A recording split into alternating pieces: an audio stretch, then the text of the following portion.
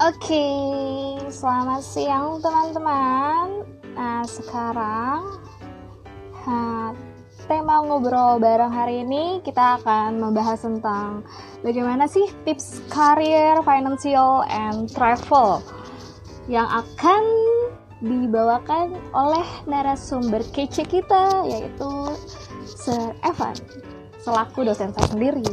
Oke? Nah, sebentar, aku mau undang Sir Evan sebentar.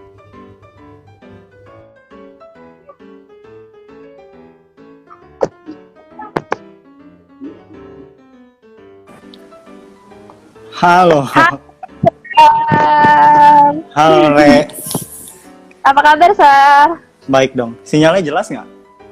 Jelas. Gimana, Sar?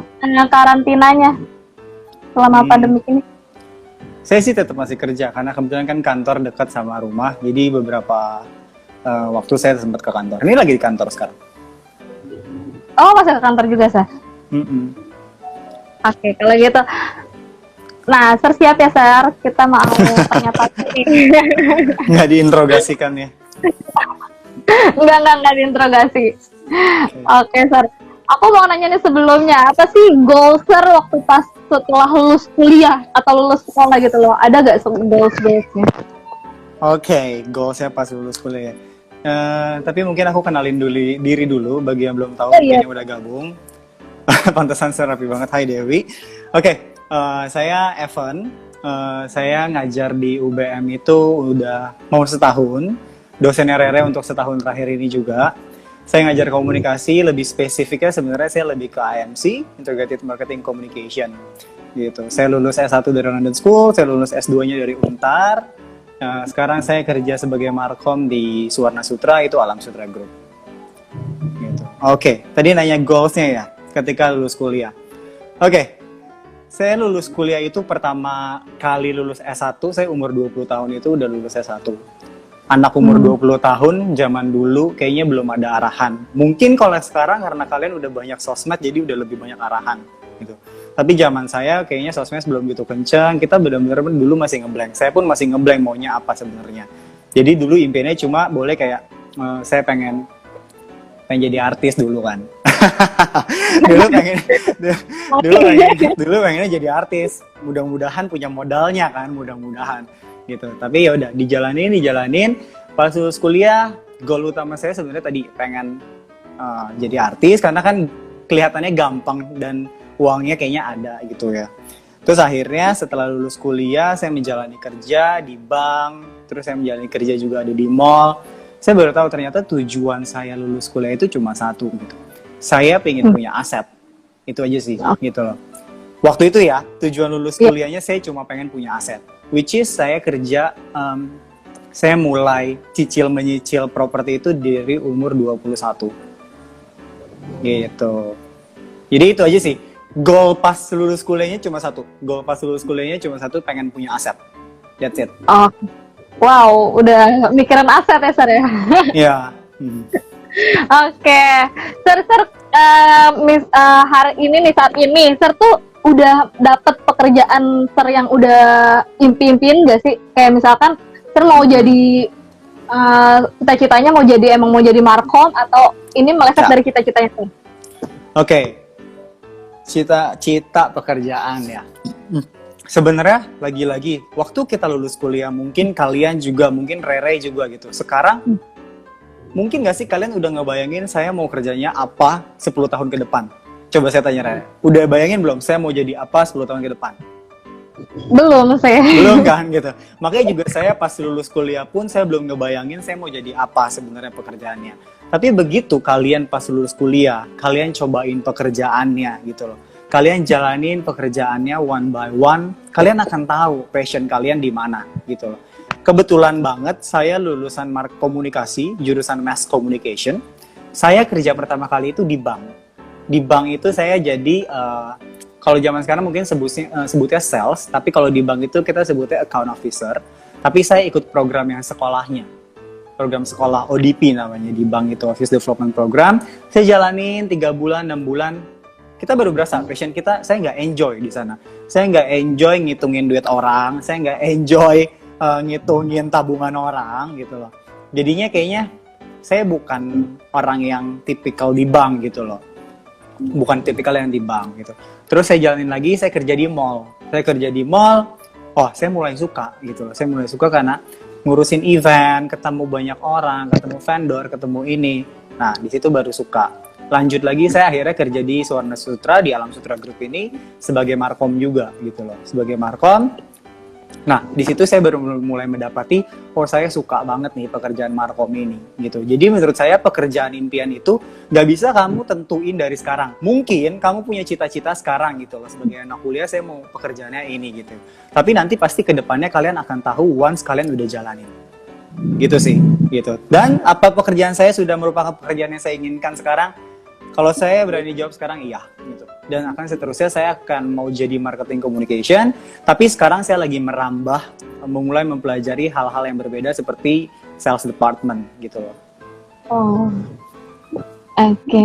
Nih, Sir, aku mau nanya, kan kayak banyak banget kan orang yang kayak pindah-pindah kerja, atau juga orang yang emang maunya stay aja gitu loh, setia sama satu pekerjaan. Menurut Sir itu, kalau selagi masih muda itu bagus nggak pindah-pindah kerja, Sir? Selagi masih muda, pindah-pindah kerja itu sebenarnya plus minus gitu loh. Tapi kalau menurut saya, as long as they want you, as long as kamu punya track record yang bagus di company sebelumnya, just go for it, gitu loh. Karena once kamu udah tua, kamu bakal lebih susah, gitu. Pemikiran, pola pikirnya bakal akan berbeda. Waktu saya muda, saya pindah-pindah kerja itu lumayan banyak gitu loh. Dari bank, lalu ke mall. Saya sebutin aja, saya sempat di Panin Bank, lalu saya sempat di Plaza Indonesia, lalu baru saya pindah ke Alam Sutra Group. Di Alam Sutra Group pun saya pindah-pindah gitu loh. Dari mulai di propertinya, lalu saya pindah ke mallnya, lalu juga saya naik ke mallnya lagi tapi dengan jabatan yang berbeda gitu. Jadi kalau menurut saya pindah-pindah kerja itu untuk mencapai karir, no problem banget selama kalian masih muda. Selama track record kalian di company yang lama itu benar-benar bagus, tidak ada jeleknya. Kecuali kalau kalian punya track record yang jelek di company lama, mungkin kalian harus hold dulu dan membuat nama kalian atau track record kalian bagus di company tersebut. Gitu sih. Dan mungkin at least kalau mau pindah, tahanin dulu setahun. Oh, oke. Minimal Gitu. setahun lah ya. Minimal setahun, baru kalau mau pindah-pindah. Gitu. Kalau misalkan kita tuh umur berapa sih kalau harus emang setia sama satu kerjaan itu loh, Sir? Sebenarnya kalau umur berapa setia sama pekerjaan itu nggak ada tolak ukurnya. Itu karena tergantung dari humannya sendiri gitu loh. Kayak menurut saya sekarang saya di umur 30 gitu loh. Saatnya menetap atau enggak saya belum tahu. Tapi so far saya masih mau mengembangkan beberapa hal di company saya sekarang gitu loh. Karena menurut saya pindah-pindah itu bukan karena gue mau pindah aja, no gitu. Saya pindah-pindah karena I want more gitu loh. Saya pengen lebih gitu. Jangan pindah-pindah cuma karena kamu bosen. Itu jangan banget, itu salah banget. Pindah karena kalian dapat better offer, that's it gitu. Kalau pindah karena kalian bosen, itu salah banget satu. Pindah kerja karena kalian dapat better offer. Saya pindah kerja itu dari satu company ke company lain dikarenakan better offer dan better career path gitu loh. Kalau bukan karena career path, jangan pindah. Ataupun better offer juga jangan pindah. Terus tadi karena umur berapa mau stay, kalau menurut saya umur berapa kalian harus stay itu susah ngomong. Gitu balik lagi. Mungkin nanti di saatnya kalian umur 35 atau 40, once kalian udah punya rumah sendiri, kalian udah punya keluarga sendiri, dan kalian udah lebih memprioritaskan waktu bersama keluarga dibanding waktu di jalan yang jauh banget sekarang dan Jakarta macet banget. Di situ baru mungkin kalian akan tahu gitu. Di sini saatnya saya untuk stay gitu loh. Biasanya faktor-faktornya itu banyak lah. Kayak sekarang mungkin saya pekerjaan saya di kantor ini sama rumah saya itu jaraknya cuma 5 menit. Sebenarnya untuk saya sangat stay di company ini peluangnya besar banget. Rumah udah dekat, pekerjaan udah enak gitu loh. Tapi saya masih umur 30 tahun, balik lagi. Kenapa saya nggak mau lebih lagi? Kalaupun ada company yang mau saya lebih lagi, naik lagi, pasti saya akan kejar lagi gitu loh. Jadi, umur berapa harus stay, itu tergantung diri kalian, prioritasnya kalian. Gitu loh. Ada beberapa company sekarang yang memang menawarkan saya mungkin di job level yang sama, tapi dengan job offer yang berbeda. Gitu. Itu pun ada beberapa yang saya tolak. Kenapa? Karena mungkin prioritasnya adalah family time gitu loh. Saya udah punya rumah deket sama kerjaan saya, jadi saya benar-benar udah mau at least saya mau memprioritaskan waktu dulu sekarang sama keluarga saya. Once mungkin nanti ke depannya saya udah berasa one more, baru saya akan pindah. Gitu. Sir, kan kata Sir kan kita tuh nggak boleh pindah kerja dengan alasan bosan. Nah, Ya. kan ada juga Sir yang pindah kerja karena dia emang nggak atau nggak cocok itu Sir sama leadernya. Karena mungkin karena ada teguran atau apa. Itu cara hadapin berpikir positifnya atas teguran-teguran itu gimana Sir?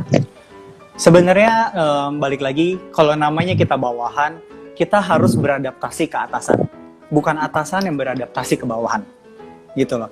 Jadi the way mereka akan bertingkah, the way mereka akan berperilaku kepada kalian, kalian yang harus adapt ke mereka. Karena mereka itu superior kalian. Jangan berharap karena kalian baru masuk, terus kalian harus ngikutin mereka, kalian nggak mau. No, it's not gitu loh. Kalian harus beradaptasi. Jadi jangan sampai kalau misalnya teguran 1 kali, teguran 2 kali, justru menurut saya teguran itu yang bakal bikin kalian bangkit gitu loh. Teguran itu yang bakal bikin mental kalian kuat gitu loh. Kalau kalian nggak ditegur itu malah aneh banget gitu. Jadi menurut saya harus adaptasi sama situasi dan harus adaptasi sama superior kalian. Jadi kalau saatnya mungkin kalian dapat teguran 1, teguran 2, kalian udah mental, di company lain pun kalian akan menemukan hal yang sama. Percaya sama saya. Gitu. Saya pernah dulu waktu muda pindah karena saya nggak suka sama atasan saya. Gitu loh. Di company lain kalian akan menemukan hal yang sama. Gitu. Atasannya sifatnya berbeda gitu loh. Tapi kalian tetap merasa nggak suka sama atasan kalian. Itu karena kalian yang tidak bisa beradaptasi dengan atasan kalian. Gitu. Jadi menurut saya karena kalian yang bawahan gitu loh. Kalian yang harus beradaptasi dengan lingkungan dan keadaan. Gitu. Kecuali kalau misalnya dia marahnya tanpa sebab, marahnya nggak karuan, nah itu udah boleh dipertanyakan. Tapi sekali lagi kalian harus analisa impresi kalian gitu loh. Jadi kalau misalnya dia marahin kalian nih, gitu, belum tentu orang lain di sekitar kalian itu menganggap itu marah, gitu. Bisa aja itu sebenarnya cuma teguran biasa, cuma karena kaliannya udah terlalu sensitif, kaliannya udah terlalu bad mood, gitu loh. Jadi kayak kamu berasa itu marah, gitu loh. Jadi kalian harus analisa sekitar kalian juga, gitu sih. Ada nggak Sir waktu pas Sir kerja gitu, terus ada kayak leader Sir atau atasan Sir yang tegur Sir, terus ngena banget di hati, itu tegurannya kayak gimana gitu loh, sampai buat Sir berubah? So far saya benar-benar belum ada teguran selama saya bekerja lebih dari 8 tahun, saya belum pernah ngerasain teguran yang benar-benar klik kena gitu. Karena bersyukur banget saya dapat atasan-atasan yang lumayan helpful, lumayan baik-baik gitu loh. Jadi saya nggak pernah nemuin atasan yang marahin anak buah di depan umum, belum pernah sama sekali. Saya belum pernah nemuin atasan yang berkata kasar gitu loh. Jadi sampai sejauh ini pengalaman saya kepada atasan masih so far sangat baik-baik banget gitu. Jadi hal itu juga yang mendidik saya menjadi seorang kepala tim yang mendidik bawahan dengan hal-hal yang baik gitu. Saya tidak pernah berkata kasar kepada tim, saya tidak pernah membentak tim gitu loh. Saya selalu memberikan sesuatu kepada tim. Kalau misalnya mereka salah mengerjakan sesuatu, saya selalu memberikan bukan tuduhan ataupun bukan apaan. Kenapa ini begini, kenapa ini begini. Tapi ada baiknya saya akan bilang, kenapa kita nggak coba ini seperti ini? Kenapa kita nggak coba ini seperti ini? Dan biasanya kalau kita sebagai bawahan dulu disuruh kerjain ini A, B, C, udah pokoknya lu harus selesai gitu. Kadang kita nggak tahu ini buat apaan sih sebenarnya gitu loh. Bener nggak? Gitu. Jadi kadang saya merasa sebelum saya memberikan suatu pekerjaan ke anak saya harus memberitahu ini pekerjaannya objektifnya buat apa. Gitu. Itu yang paling penting sih. Gitu. Kayak misalnya saya ada anak baru masuk 2 minggu kemarin, itu dia harus kerjain banyak hal, dia bingung ini kenapa gitu. Jadi saya kasih tahu, ini kamu kerjain ini, fungsinya tuh buat ini, fungsinya buat ini. Jadi dia akan lebih ngerti, oh saya tuh berarti salahnya di sini. Gitu. Kayak gitu sih. Sir, nih ada titipan pertanyaan dari WhatsApp. Dari WhatsApp. Emang nggak ada di sini? Dia langsung WhatsApp dong, nggak mau disebutin. Nah, kan ada katanya ada yang namanya leader, ada yang namanya boss. Ya. Kayak perbedaannya tuh kayak kalau leader itu kan positif, kalau bos itu kayak lebih ke negatif kan pemikiran kita kan. Kayak misalkan ada juga kan kayak misal atasan yang kayak subjektif gitu, Sir. Menurut Sir gimana? kayak misalkan dia tuh tegur atau mungkin marahin atau itunya karena emang dianya nggak suka gitu sama orang itu. Ya, itu Gitu. balik lagi sebenarnya ke pribadi atasannya masing-masing ya. Kalau menurut saya hal itu sih sangat jelek di tim. Tapi biar bagaimanapun secara pribadi setiap orang dia pasti punya anak favorit, dia pasti punya anak ini, bener ya. Gitu. Saya pun pasti punya anak favorit di tim saya, lalu punya anak ini gitu. Tapi balik lagi kita harus kalau menilai pekerjaan mereka harus tetap menilai berdasarkan KPI. That's why dalam setiap pekerjaan saya harus selalu taruh KPI ke anak-anak saya gitu loh. KPI-nya gampang, satu berupa deadline ataupun berupa hal-hal misalnya wording-nya mau seperti apa gitu loh. Ini harus tersimpan seperti apa gitu. Jadi saya benar-benar taruh KPI ke mereka by pekerjaan mereka. Misalnya ke anak desain saya, oke, terserah saya mungkin gitu loh. Mungkin saya saat itu sedang nggak suka sama anak ini gitu loh, secara subjektif gitu. Tapi saya kasih kerjaan, oke ini deadline-nya 2 hari lagi ya. Kalau mereka emang bisa kerjain 2 hari lagi, why not gitu loh. Berarti atasan-atasan yang secara subjektif menurut saya itu memang apa ya? Itu pribadi masing-masing, tapi mungkin harus lebih mengembangkan diri lagi agar lebih objektif. Itu aja sih. Mungkin bedanya bos dan leader satu, mungkin kalau bos itu lebih nyuruh, kalau leader itu mereka lebih apa ya namanya, meraih, lebih bersama-sama ya kerjanya ya. Itu bedanya sih. Oke, Sir, ada yang tanya lagi nih, Febrian Wijaya. Sir, bagaimana pendapat Sir jikalau sebuah perusahaan mengontrak karyawannya dan diberhentikan atau PHK diharuskan membuat surat resign? Berat ya pertanyaannya, Sir. Apakah itu dibenarkan, Sir? Tambahin lagi, apakah itu dibenarkan, Sir? Itu kamu harus nanya ke manajer HRD sebenarnya, bukan ke saya. Sebenarnya itu tergantung sih kesalahan daripada karyawannya sendiri. Kadang memang ada kesalahan dari karyawannya yang memaksa dia untuk dipaksa resign. Itu sebenarnya sudah lumrah gitu loh. Kenapa perusahaan tidak mau PHK? Karena kan takutnya ada pembayaran uang pesangon dan segala macamnya gitu loh. Iya, betul. Jadi perusahaan menghindari mengeluarkan uang itu karena kesalahan yang dia perbuat gitu loh. Sebenarnya balik lagi ke saya yang bilang tadi gitu loh. Kita bekerja harus bikin track record yang bagus. Selama track record kalian bagus, kalian nggak akan dipaksa untuk menandatangani surat resign, bener nggak gitu? Kecuali kalian nggak pernah nyampe KPI, kalian kerjanya telat terus atau gimana, itu mungkin salah satu faktor kalian disuruh menandatangani surat resign, gitu loh. Trust me, kalau kalian tanya saya itu benar apa enggak, itu sebenarnya tergantung daripada karyawannya masing-masing. Kalau saya pun misalnya punya tim yang misalnya kerjanya telat terus KPI nggak pernah sampai dan lain sebagainya, dan udah dibilangin nggak kena-kena, ya mau nggak mau kita harus melakukan hal seperti itu gitu loh. Gitu sih. Mungkin tahap-tahap awalnya tetap harus ada SP, dan SP. Terakhirnya baru di sana gitu. Karena mungkin perusahaan mikirnya untuk apa kasih uang PHK ke karyawan tersebut kalau memang karyawan tersebut tidak memberikan kontribusi yang baik secara logika. Gitu sih. Oke, berarti tergantung dia pekerjaan gimana ya, Sir, ya, itu benar atau enggaknya. Ya, kecuali memang track record dia bagus, tiba-tiba dipaksa resign, nah itu kayaknya baru boleh dipertanyakan gitu loh. Dan kalian kayaknya udah boleh argue untuk hal itu. Dan di tengah pandemik ini kayaknya lumayan banyak yang kena dampaknya kayaknya ya. Iya, banyak banget. Gitu sih. Oke, Sir, aku mau nanya nih, kan Sir kan selaku marketing communication juga dan dosen juga nih malamnya. Ya.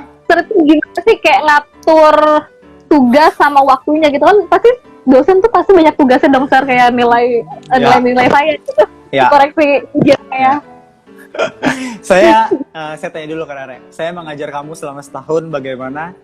Apakah saya menguasai materi? Apakah saya memberikan materi yang baik? Wah, itu baik banget, Sir. Makanya justru kayak saya tuh bingung, Sir, tuh kok bisa gitu kan. Kalau kayak saya pribadi aja, saya kan kerja pagi, terus kuliah malam. Sampai kelas tuh sampai kayak bengong gitu. Oke, Sir, ulangin lagi coba. Ya, itu dia. Hidup saya punya prinsip, saya harus disiplin. Itu nomor 1 di hidup saya, disiplin. Saya selalu, mungkin saya pernah bilang di kelas gitu, disiplin itu jangan karena kamu mau dilihat orang.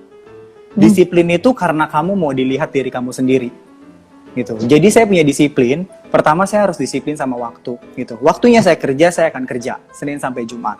Tapi once Sabtu Minggu saya harus bikin materi, di Sabtu Minggu. Dan kalau misalnya ada teman-teman yang ajak main, ya namanya saya juga masih muda ya. Kamu juga masih muda, saya masih muda gitu loh. Pasti Sabtu Minggu pasti banyak teman yang ajak main, bener ya gitu loh. Betul. Cuma balik lagi kita harus disiplin sama waktu kita dan kita tahu mana prioritas kita gitu. Saya sudah berani mengambil 2 pekerjaan, saya tahu prioritas saya yang mana, antara bermain dan bekerja gitu loh. Dan di saat saya bekerja, saya harus bekerja. Di saat saya harus bermain, saya harus bermain gitu. Jadi menurut saya bagaimana mengatur waktunya? Mengatur waktu ya selama di free time kalian, jam makan siang kalian, pulang kerja, ataupun Sabtu dan Minggu di saat kalian nggak kerja. Tapi balik lagi, satu, disiplin kalian harus kuat sama waktu. Itu sih, kalau dari saya. Oke.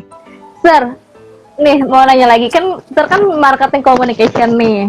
Terus Ya. kayak manajer marketing juga. Nah, itu ada nggak sih tips-tips buat para marketing biar dia tuh tough gitu, Sir? Biar kayak dia tuh lebih strong sama lebih sabar terhadap tolakan, Sir. Terhadap apa tolakan? Iya, terus gimana cara buat biar kayak closing yang baik, Sir? Biar bisa capai closing yang baik.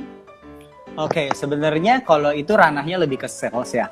Karena kalau saya kan lebih di marketing. Kalau misalnya kamu bilang lebih ke closing, itu sebenarnya lebih di sales ranahnya, sales department.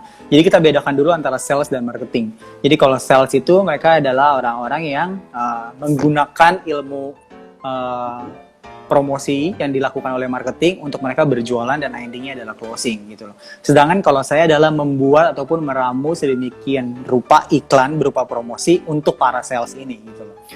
Bagaimana menghadapi para tolakan? Tebel muka aja gitu loh. Ada satu teori di mana dia bilang gitu loh. Orang itu akan terpapar oleh ataupun teringat oleh produk kalian kalau dia sudah 7 kali terpapar ataupun 7 kali melihat ataupun 7 kali mendengar iklan kalian gitu loh. Jadi teori aja bilang 7 kali dia dengar iklan, dia lihat iklan, dia baru inget gitu loh.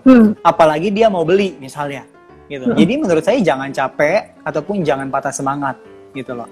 Pokoknya tebel muka, tebel mental gitu loh. Tapi tebel mukanya juga benar-benar harus tahu celak waktunya. Misalnya kalian udah ditolak hari ini, tapi jangan besoknya langsung dikejar lagi gitu loh. Tunggu jeda waktunya, misalnya seminggu kemudian, ataupun momennya. Misalnya kalian lihat di WhatsApp dia lagi update story apa, ataupun di Instagram dia, ataupun di Facebook dia gitu loh. Ataupun kalian temenan sama dia, kalian tahu misalnya ulang tahun dia kapan gitu. Kalian harus cari momen-momen tertentu untuk bisa berkontak sama dia lagi gitu. Jadi harus tahu cari celahnya berkomunikasi dengan orang tersebut kembali. Jangan melulu bisa aja kalian cuma kontak, cuma nanya kabar, nanya anaknya gimana. Tapi jangan jualan terus gitu loh. Jadi harus bangun hubungan yang baik gitu loh. Kan kadang ada orang kalau udah sales itu pasti kalau ngehubungin kita pasti maunya jualan terus, bener gak? Bener. Gitu. Nah, jangan kayak gitu loh. Kalian selang-seling aja, hari ini cuma cuma nanya kabar doang kok gitu. Terus 2 hari lagi mungkin baru ini gitu loh, baru jualan gitu. Jadi selang-seling.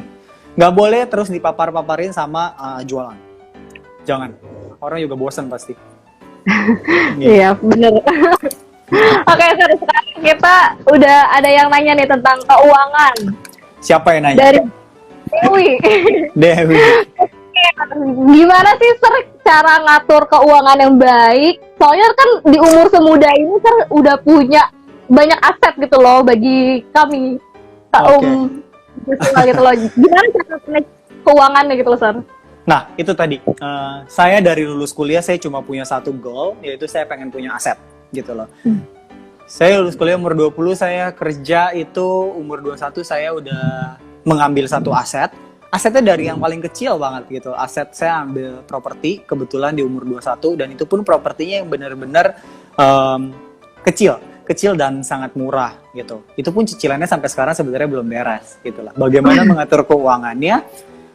Dari awal, dari gaji saya masih kecil banget, masih UMR dulunya. Begitu once kamu ditransfer gaji, gitu loh, kalian harus langsung pisahkan portal-portal uang kalian. Misalnya, uang kalian sebulan 3 juta, gitu loh. At least kalian harus tabung itu 20-30%. Gitu. Jadi kalian begitu transfer 3 juta, kalian udah harus langsung simpen 600 sampai 900 ribu. Gitu loh. Tergantung nanti adalah kebutuhan primer kalian. Mungkin kebutuhan primer kalian buat umur-umur kalian belum terlalu banyak gitu loh. Kalau saya kan kebutuhan primernya udah bayar listrik rumah, bayar air rumah, kalian kan belum kan gitu. Kebutuhan primernya apa sih gitu loh. Mungkin sehari-hari kalian ke kantor bagaimana, ongkosnya dan segala macam gitu loh. Kalian harus benar-benar hitung detailsnya day by day. Makan misalnya sehari 50.000 dikali 20 hari, berapa tuh? 1 juta misalnya ya. Misalnya ini ya. Terus bensin, misalnya berapa? 20.000 sehari kali 20 hari, 400.000. Betul, gitu. Berarti kebutuhan pokok kalian adalah 1.400.000. Itu yang nggak boleh diganggu-gugat. Gitu. Jadi dari 3 juta ini, kalian harus simpen dulu 1.400.000 untuk menanggung 1 bulan kalian ke depan. Oke? Udah kayak gitu, sisanya 1,6. Dari 1,6 ini, kalian mau apain? Kebutuhan sekunder kalian apa misalnya? Malam mingguan. Gitu. Itu juga pasti ada. Kita sebagai anak muda jangan munafik, itu nggak ada. Nggak boleh. Gitu. Benar nggak? Gitu. Ya. Iya, nggak boleh. Saya juga bikin keuangan, saya ada jatah Sabtu Minggu, ada jatah Senin sampai Jumat. Gitu loh. Jadi jatah Senin sampai Jumat tadi itu saya udah pinggirkan ke yang rutin saya setiap harinya. 1,4 juta tadi misalnya. Lalu weekend, saya butuh berapa nih misalnya setiap Sabtu dan Minggu. Misalnya Sabtu harus 150.000 untuk nonton dan makan. Minggu 150.000 harus nonton dan makan. Betul ya? Berarti 300.000. Ada 4 weekend. Berarti berapa? 1,2. 1,2 tambah 1,4, 2,6. Berarti sisanya adalah uang tabungan kalian 400.000. Gitu. Itu kayak gaji kekecilan ya 3 juta. Sekarang kayaknya nggak ada yang 3 juta ya. Sekarang minimal UMR aja 4 komaan ya? 4,2 kalau nggak salah ya. Iya, nggak tahu saya uangnya berapa. Jadi kalau saya mengatur keuangan seperti itu, saya pertama pisahkan kebutuhan primer kalian, kedua kebutuhan sekunder kalian. Kebutuhan sekunder itu yang tadi ya malam minggu itu pasti ada, nggak mungkin nggak ada kalian ini. Ketiga baru tersier kalian.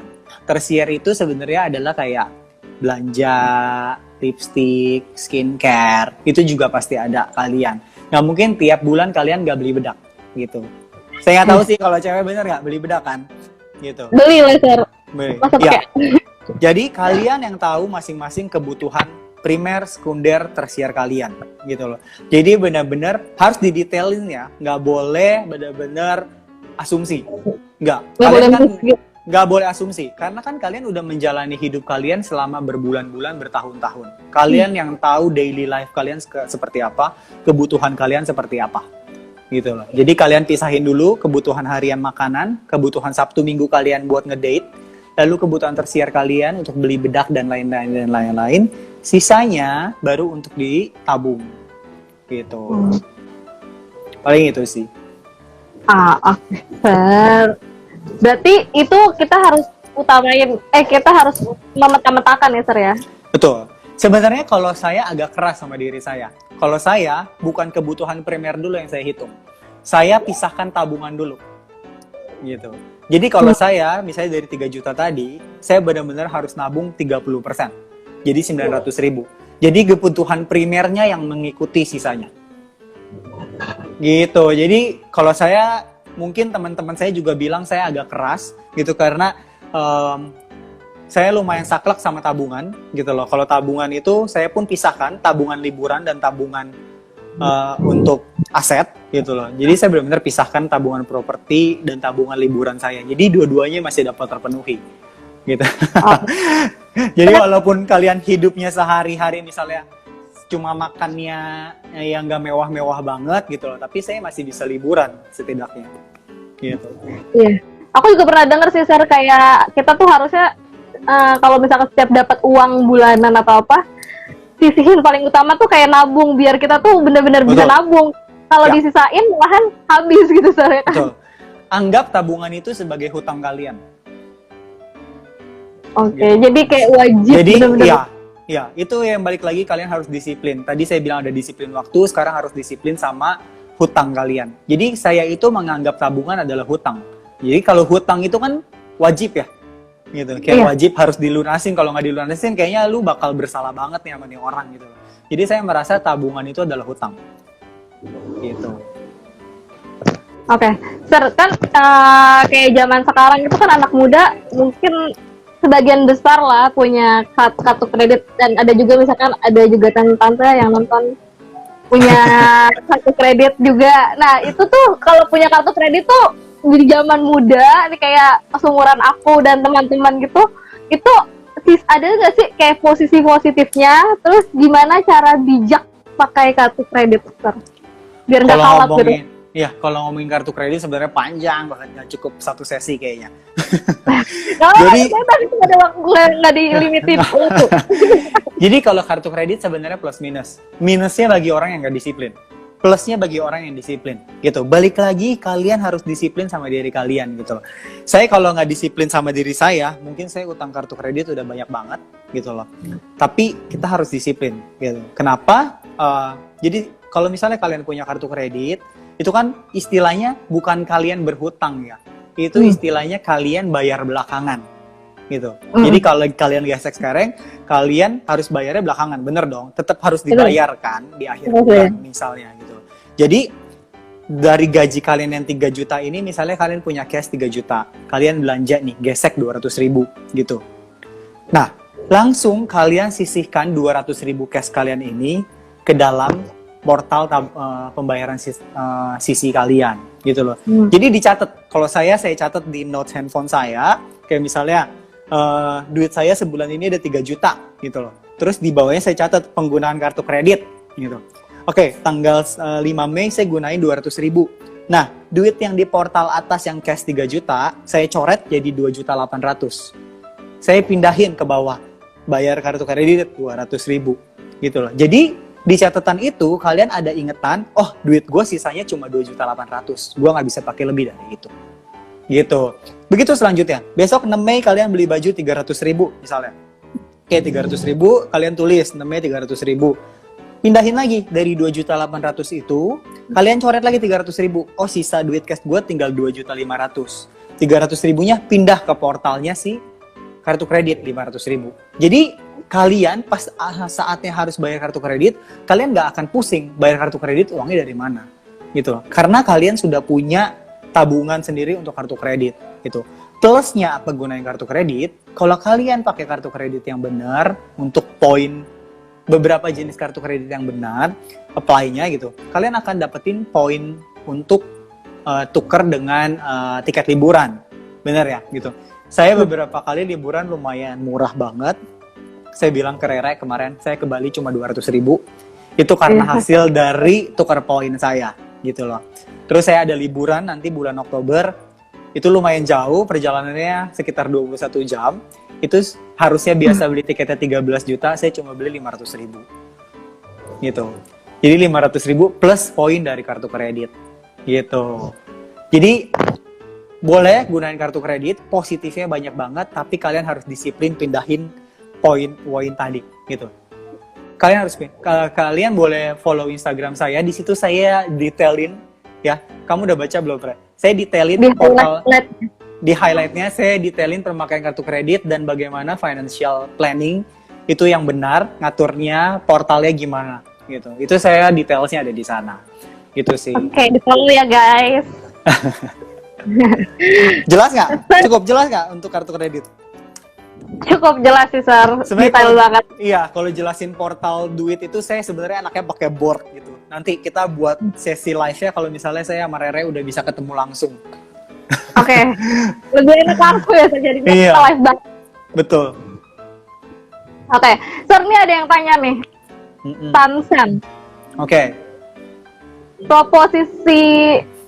Proposisinya berapa persen, Sir, untuk pembagian saving? Oh, mungkin dia baru datang tadi. Ya, nah itu kalau saya pribadi sebenarnya tadi kalau orang saya anjurkan sebaiknya kalian pisahin dulu kebutuhan primer, sekunder, tersier, baru tabungan sisanya.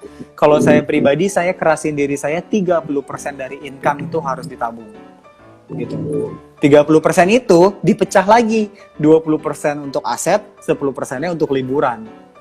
Gitu. Jadi setiap 3 bulan liburan pun ayo aja gitu loh. Bisa gue setiap 3 bulan sekali liburan atau 2 bulan sekali liburan. Gitu.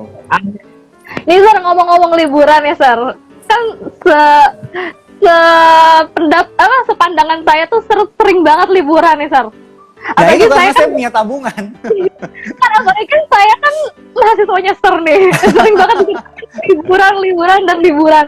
Gimana sih Sir, tips kayak liburan tuh nggak mengkorek uang terlalu banyak gitu, Sir? Oke, pertama nggak mengkorek uang terlalu banyak, mungkin ada beberapa tipsnya. Satu tadi, pakai kartu kredit yang benar, gitu. Once kalian pakai kartu kredit aja, untuk tiketnya kalian udah irit jauh. Kayak tiket ke Bali yang seharusnya mungkin pulang pergi 1.500.000-an paling murah, saya pulang pergi dapat 400.000. Sisanya saya bayar pakai poin dari kartu kredit, gitu. Nah itu satu triknya. Kedua, kalau kalian mau liburan ke luar negeri yang mungkin belum pernah kalian datangin, do the research, bener-bener research gitu loh. Kalau saya riset, saya bener-bener riset gitu loh. Kayak misalnya saya mau pergi ke daerah mana, saya cari tahu dulu gitu loh. Sehingga itu akan menentukan titik hotel yang akan saya tempati gitu loh. Jadi kalau udah titik hotel kita yang kita tempati dekat dari tempat-tempat itu, pasti ongkosnya juga akan lebih murah, bener ya? Gitu. Terus juga saya pasti akan cek beberapa tempat itu transportasinya harganya berapa. Saya bandingkan juga dengan misalnya kamu mau pergi dari satu kota ke kota lain di negara lain. Misalnya di let's say Thailand gitu loh. Misalnya kalian mau pergi ke Bangkok sama ke Pattaya, 2 tempat gitu loh. Nah, kalian sebelum pergi, kalian harus bandingin murahan mana dari Bangkok ke Pattaya, naik bus atau naik kereta atau naik pesawat gitu. Jadi jangan cuma karena kayaknya naik kereta gampang nih gitu, naik ini gampang nih gitu loh. Tapi kalian harus bayangin tiga-tiganya yang lebih murah itu yang mana gitu, dan lebih efisien itu buat kalian kemana gitu. Karena saya sempat liburan terakhir kemarin, saya sempat bandingin harga kereta sama harga bus gitu loh. Harga busnya lebih murah jauh dari harga kereta, tapi perbedaannya jauh banget. Kereta itu cuma misalnya 4 jam, tapi kalau kita naik bus itu bisa sampai 9 jam. Nah, kalian harus pinter lagi. Oke, 9 jam. Kalau gitu kita pergi dari kota itunya jam 12 malam aja. Nyampe kota selanjutnya udah pagi. Kalian udah irit hotel lagi. Gitu. Jadi kalian harus pinter-pinter mainin itinerary juga gitu loh. Kalian bandingin, oke, kalau gua naik 4 jam naik kereta, nyampe sana juga udah capek, terus harus sewa kamar lagi, baru bisa perginya juga besok juga. Jadi sama aja kan? Ya udah, daripada gitu mendingan gua tidur aja di bus. Ya, tidur di bus 9 jam. Biasanya bus antar kota itu enak kok, dia bisa tiduran gitu. Jadi bus antar kota itu juga enak. Jadi kalian harus do the research gitu loh. Sama pikirin itinerary kalian sedetails mungkin. Itu paling penting gitu. Jadi 1, coba gunakan CC sedisiplin mungkin. 2, do the research, mana yang lebih baik gitu sih. Itu pasti nanti bakal hemat banget jadinya. Oke. Kalau misalkan kita cari hotel atau cari cari hotel sih khususnya sih, Sir. Kayak misalkan cari hotel kan banyak, kayak kita tuh gimana sih bener-bener cari hotel. Kalau Sir sendiri itu cari hotel yang murah dan nyaman itu kayak gimana? Atau murah. Sir, iya. Saya cari hotel yang penting bersih. Yang bersih? Iya, saya yang penting bersih gitu. Kalau murah, balik lagi semua tergantung sama budget kalian masing-masing gitu loh. Murahnya seberapa itu tergantung kemampuan kalian masing-masing gitu. Karena kadang preferensi orang itu beda-beda. Kadang segini mereka udah bilang murah, tapi ada orang lain yang bilang belum gitu loh. Tapi kalau menurut saya yang paling penting itu adalah bersih, dan kalian harus temukan travel mate itu yang sependapat sama kalian. Itu penting banget. Jangan pernah travel sama orang yang belum pernah pergi sama kalian ataupun belum sependapat sama kalian gitu loh. Saya beberapa kali pergi sama teman-teman, tapi selalu sama teman-teman dekat saya gitu loh. Jadi saya benar-benar harus biasanya kita kalau sebelum menentukan kita kasih 3 opsi dulu gitu loh. Jadi si A mau opsi A, si B mau opsi B, si C mau opsi C, kita lempar ke forum, kita voting biasanya. Biasanya kita voting, oke, mau yang mana gitu. Kalau udah sampai ketemunya equal, voting ulang gitu. Gitu sih. Terus, jadi kalau bersih, saya sih yang penting bersih banget, apalagi toilet itu yang harus bersih banget. Ngatur waktu buat liburannya gimana, Sir? Kan secara Sir kan sibuk banget nih, sampai punya 2 kerjaan. Ngatur Ser liburan sendiri gimana? Terus kayak cocokin waktunya buat sama temen-temennya itu gimana, Sar? Itu yang susah. Yang paling susah itu sebenarnya cocokin waktu sama temen ya, gitu. Cocokin waktu sama temen tuh susah banget gitu. Kadang yang A udah bisa, yang B belum bisa, yang A udah bisa, yang C belum bisa. Wah, repot banget. Biasanya kalau pergi untuk big groups gitu, kita rencanainnya 1 tahun sebelum. Kalau big groups itu kita rencanainnya 1 tahun sebelum gitu. Tapi kalau small groups kayak cuma berempat, bertiga, itu biasanya kita lebih ke dadakan sih gitu, lebih ke dadakan, jarang yang ada yang plan jauh-jauh gitu. Jadi dan biasanya saya pergi itu cuma dari Jumat sampai hari Minggu, jadi cuma 2 malam gitu. Jadi saya selalu tetap bisa ngajar kamu di hari Rabu, betul ya? Betul. Waktu itu gitu, saya harus pulang dari liburan saya hari Selasa, sedangkan teman-teman saya masih di sana hingga hari Rabu malam karena saya harus ngajar. Betul. Gitu. Balik lagi, saya tahu mana prioritas saya. Kalau saya sudah menyelesaikan semua materi saya sudah menyelesaikan semua pekerjaan saya, kalau diajak liburan saya akan go gitu. Jadi balik lagi ke disiplin waktu kalian gitu. Karena kalau saya misalnya lagi libur Sabtu Minggu gitu loh, kadang saya bisa bikin materi sampai 2 atau 3 minggu ke depan gitu. Jadi saya punya save waktu Sabtu Minggu ke depannya ada. Oh, Sabtu Minggu ke depan gue bisa pergi, Sabtu Minggu ke depan gue bisa pergi. Tapi Sabtu Minggu ini gue belum bisa pergi karena gue harus bikin. Balik lagi, kalian anak-anak muda, kalian harus disiplin sama waktu. Itu paling penting banget. Disiplin sama waktu dan jangan disiplin buat orang lain. Gitu. Kamu, you guys boleh tanya Rere, saya pernah telat atau enggak selama 1 tahun saya ngajar? Enggak. Pernah telat nggak saya? Datang duluan.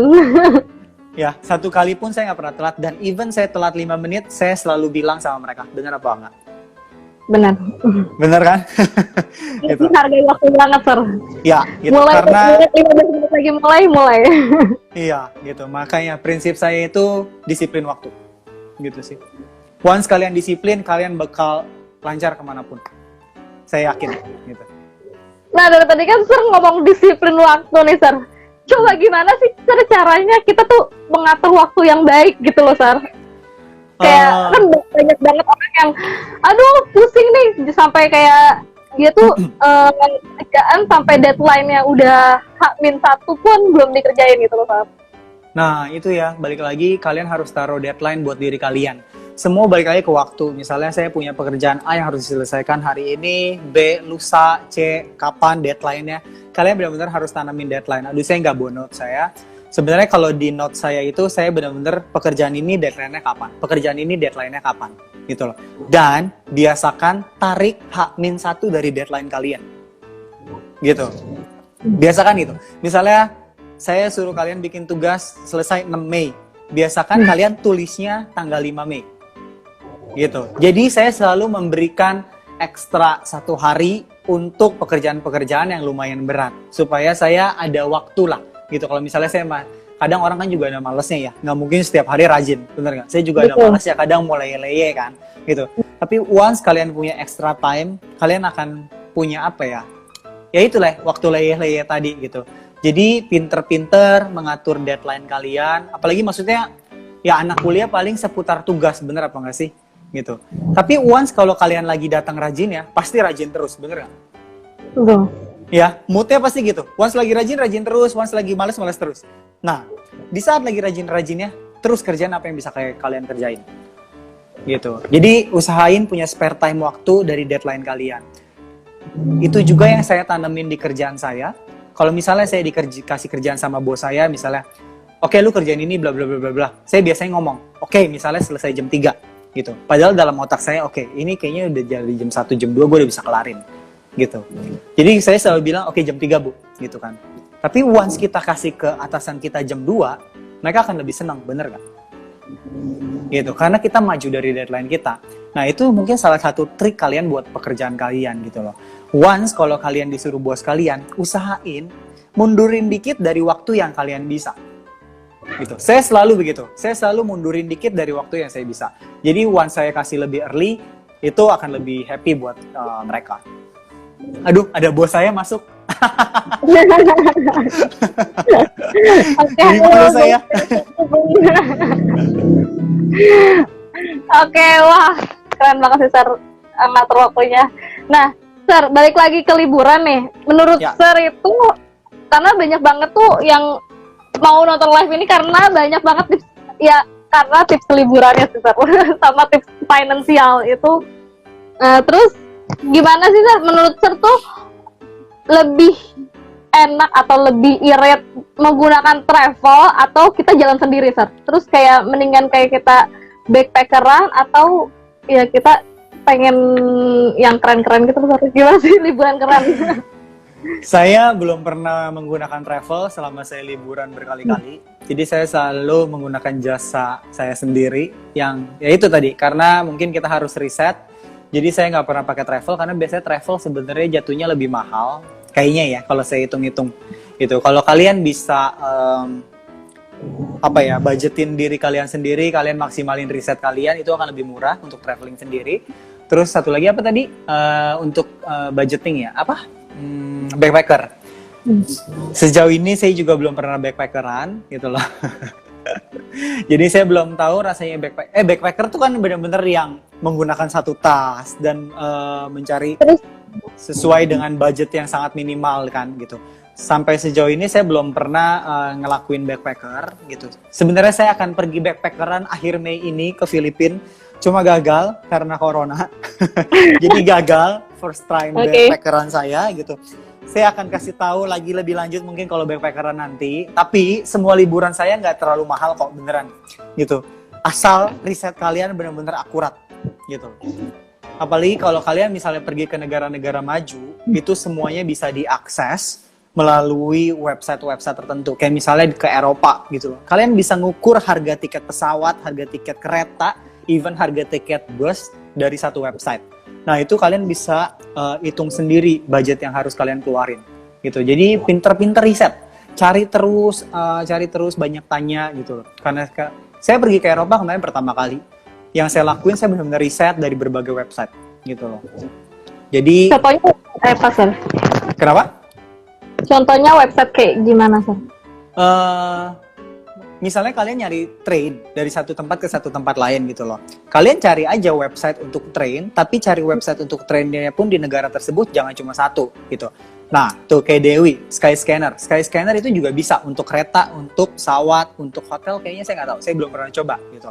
Tapi kalau untuk kayak di benua-benua tertentu, mereka punya website tersendiri yang memang khusus di benua tersebut gitu loh. Kayak misalnya di Eropa itu dia punya bus namanya OU sama bus satu lagi namanya apa gitu. Sebenarnya kalau kalian temuin di Skyscanner itu pun ada, tapi akan lebih akurat kalau kalian masuk ke website mereka sendiri.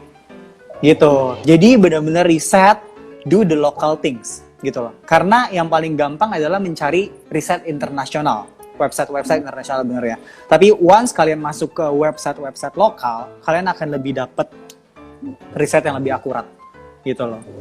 Gitu sih. Nanti kalau misalnya saya udah pernah pergi backpackeran, saya akan sharing lagi gitu. Okay. Dan kalau mau info lebih lanjut tentang financial atau travel, tadi balik lagi aja ke highlight saya. Itu banyak di sana. Oke guys, ada yang mau tanya-tanya lagi atau? Wow, nggak berasa hampir sejam ya kita, Re. Oh iya. Lama juga saya ngomongnya. Nggak berasa kan, Sir? Iya. Karena berbagi itu sharing for caring, Sir. Iya. Ada yang tanya Oke, Sir. Bagaimana kalau tempat liburan yang kita kunjungi tidak banyak yang bisa berbahasa Inggris? Itu pengalaman saya banget. Terakhir saya ke Perancis.